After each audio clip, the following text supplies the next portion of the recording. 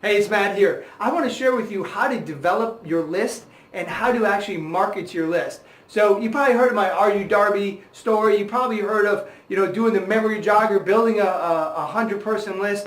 But then how do you classify your list? And so there's two things. What if you don't have a list? And then what if you already have a list? And then what if you have a big customer base? So a couple different things in there. So let me explain to you something that I've utilized for the majority of my over 20 year sales career. And that is just the Pareto method. And that is the rule of the trivial many and the vital few. And really, Pareto, the story is that when he'd go to school every day, he would walk by the bay. And so he would see the fishing ships come in.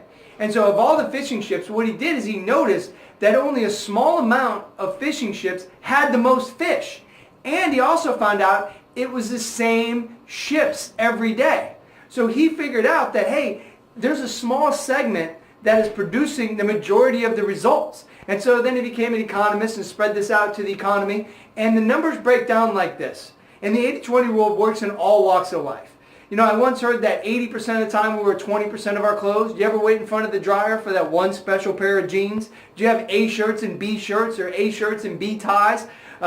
Maybe that's just me. Maybe I'm a little crazy. But we have a very small segment.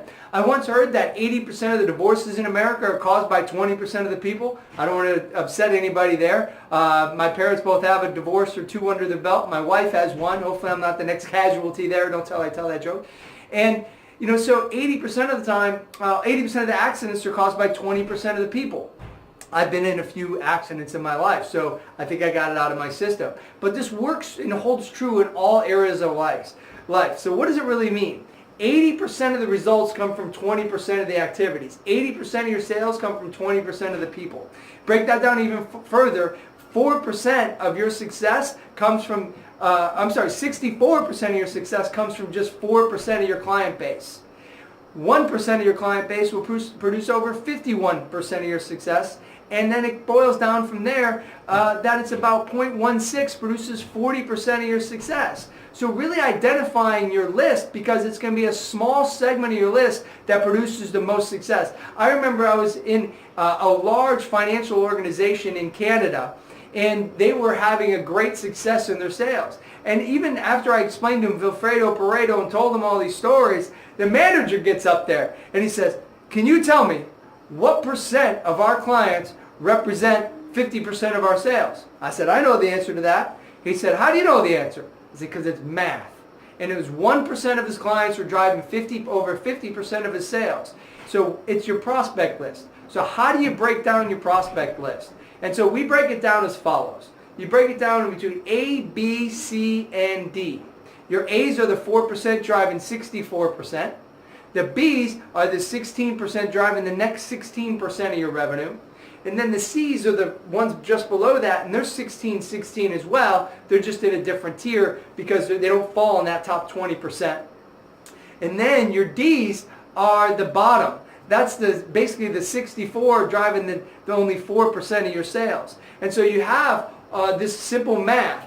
And so you can devise this math in a lot of different ways. So if you have a current client base, you know the revenue that they drive to you, so you can break them down in between A, B, C, and D. If you just have a cold list and it's a cold 100 list, you know the size of their propensity to do business with you. And what I mean by that is, let's say you're selling real estate.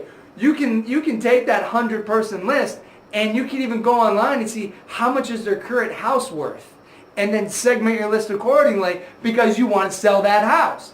Or if you're selling B2B, you can have 100 businesses you want to do business with, and you can segment how much do they do a business within your vertical within a year, a quarter, whatever your sales cycle is. So there's many ways you can break down a list to the value of the list, and that's really what the 80-20 rule does. It breaks down your list into valuable segments. So you know your A's, your B's, your C's, and your D's.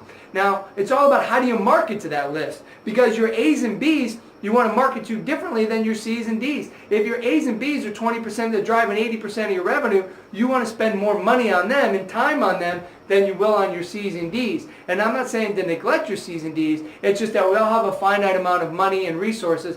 And I have a math equation to share with you how much money you should spend on your A's and B's versus your C's and D's, and what the result is that you can expect as a return on your investment of time and money. So use Vilfredo Pareto to break down your list and segment your list so you can identify how to spend your resources more wisely. And your main resources are obviously your time and your money.